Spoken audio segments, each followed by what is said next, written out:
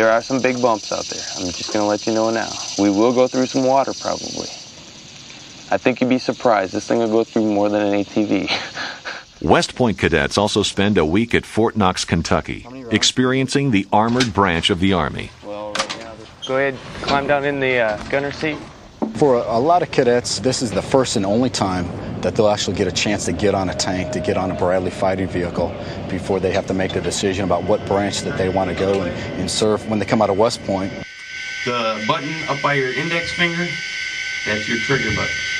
What's the numbers in there? The number in there is range. Though women are not allowed to serve in frontline combat positions, it's important for every officer to understand how every branch of the Army operates.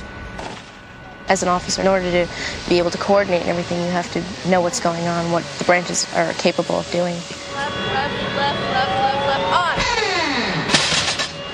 Does it swing like that on its own? I was a tank commander. I was supposed to instruct the driver where to go and also to tell the gunner what's going on and, you know, where he's going to focus on so that he can shoot the enemy and view the battlefield.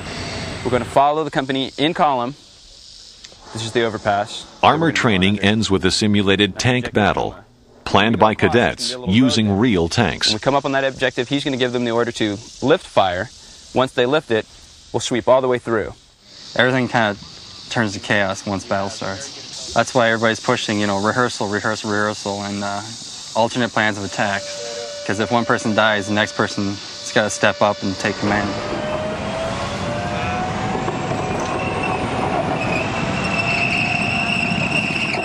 I'm a gunner in the tank.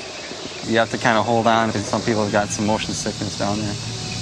I'm hoping I won't throw up. I don't think I will. I told myself I'm not gonna. Communication, I thought, was the difficult part. Going in, I thought it was going to be, you know, the movement of the tanks, but that seemed relatively easy compared to trying to communicate with both my tank crew and the rest of the platoon.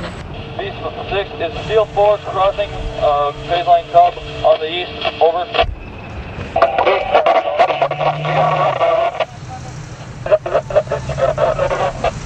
Being on the offensive is a lot harder than being on the defensive because you're out in the open, basically, and the enemy's hiding, so you just keep your eyes peeled and hope that they don't hear that loud tank coming through. 9-4, this is Beast 6.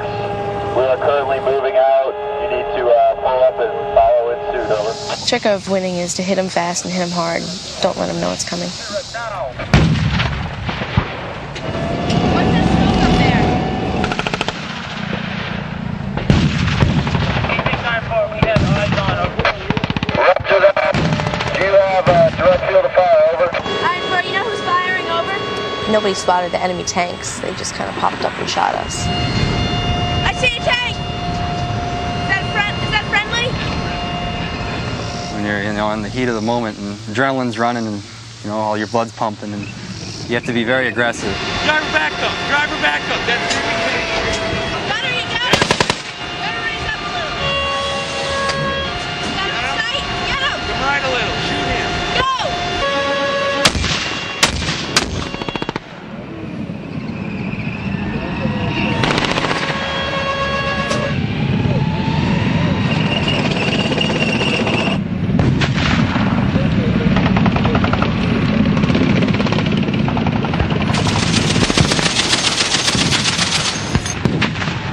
Our first two platoons got entirely wiped out in the very beginning.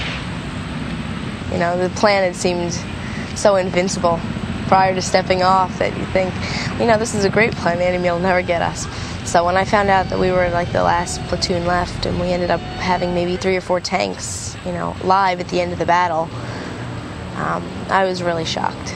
B6, Iron 4, we are now on the objective, over. It's been probably the most exciting week I've had all summer.